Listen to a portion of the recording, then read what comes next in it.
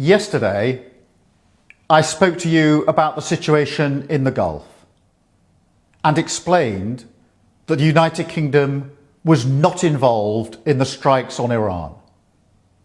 That remains the case. Over the last 2 days, Iran has launched sustained attacks across the region at countries who did not attack them. They've hit airports and hotels where British citizens are staying. This is clearly a dangerous situation. We have at least 200,000 British citizens in the region, residents, families on holiday, and those in transit. I ask all our people in the region to please register your presence and follow Foreign Office travel advice. I know this is a deeply worrying time, and we will continue to do all we can to support you. Our armed forces, who are located across the region, are also being put at risk by Iran's actions. Yesterday, Iran hit a military base in Bahrain, narrowly missing British personnel.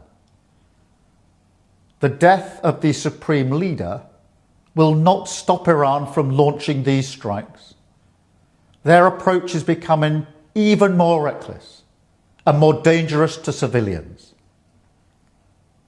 Our decision that the UK would not be involved with the strikes on Iran was deliberate, not least because we believe that the best way forward for the region and for the world is a negotiated settlement, one in which Iran agrees to give up any aspirations to develop a nuclear weapon. But Iran is striking British interests nonetheless and putting British people at huge risk, along with our allies across the region. That is the situation we face today. Our partners in the Gulf have asked us to do more to defend them, and it is my duty to protect British lives. We have British jets in the air as part of coordinated defensive operations, which have already successfully intercepted Iranian strikes. But the only way to stop the threat is to destroy the missiles at source, in their storage depots or the launchers which are used to fire the missiles. The United States has requested permission to use British bases for that specific and limited defensive purpose. We have taken the decision to accept this request, to prevent Iran firing missiles across the region, killing innocent civilians, putting British lives at risk, and hitting countries that have not been involved.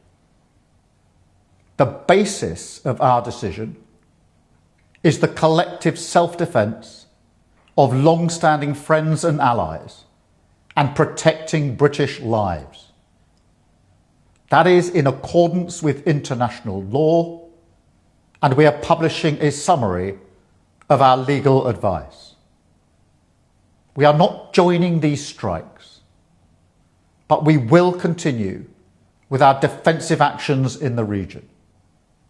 And we will also bring experts from Ukraine together with our own experts to help Gulf partners shoot down Iranian drones attacking them.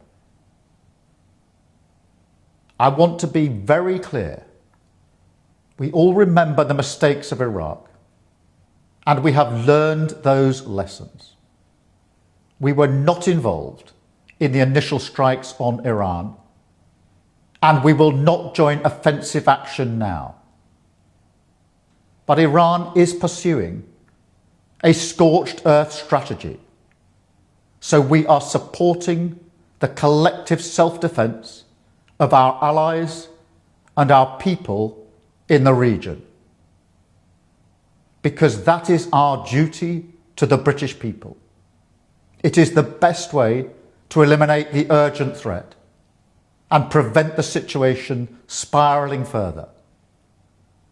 This is the British government protecting British interests and British lives.